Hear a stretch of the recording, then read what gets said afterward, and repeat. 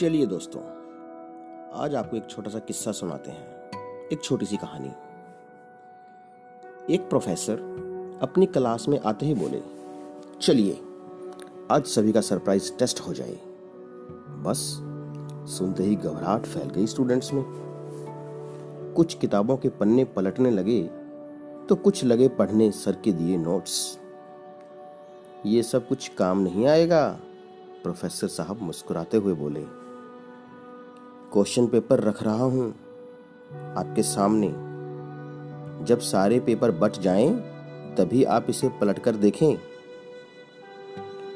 और फिर बांट दिए गए पेपर्स सभी स्टूडेंट्स को। ठीक है, अब आप पेपर देख सकते हैं, बोले प्रोफेसर साहब। अगले ही क्षण सभी क्वेश्चन पेपर्स को निहार रहे थे। अरे ये क्या, कोई प्रश्न था ही नहीं उस पेपर में।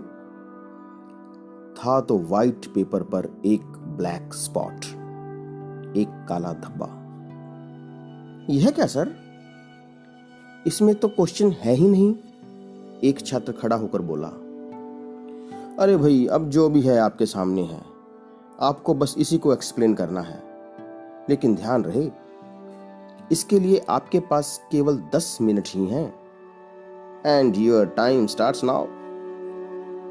चुटकी बजाते हुए और मुस्कुराते हुए बोले प्रोफेसर साहब। कोई चारा न था उन हैरान स्टूडेंट्स के पास। वे जुट गए उस अजीब से प्रश्न का आंसर लिखने में। 10 मिनट बीतते ही प्रोफेसर साहब ने फिर से बजाई चुटकी, टाइम इज ओवर, और लगे आंसर शीट्स कलेक्ट करने। स्टूडेंट्स अभी भी हैरान परेशान। प्रोफेसर साहब ने सभी आंसर शीट्स चेक की। सभी ने ब्लैक स्पॉट को अपनी तरह से समझाने की कोशिश की थी, लेकिन किसी ने भी उस स्पॉट के चारों ओर मौजूद व्हाइट स्पेस के बारे में लिखने की जहमत नहीं उठाई। प्रोफेसर साहब गंभीर होते हुए बोले, इस टेस्ट का आपके एकेडमिक्स से कोई लेना देना नहीं है, ना ही मैं इसके कोई मार्क्स देने वाला हूं। इस टेस्ट के पीछे मेरा एक मकसद है। मैं आपको जीवन की एक अद्भुत सच्चाई बताना चाहता हूं। देखिए यह पेपर, इस क्वेश्चन पेपर को देखिए। 99% व्हाइट है, लेकिन आप में से किसी ने इसके बारे में नहीं लिखा और अपना 100% आंसर केवल उस एक चीज को एक्सप्लेन करने में लगा दिया जो इसमें 1% से भी कम है।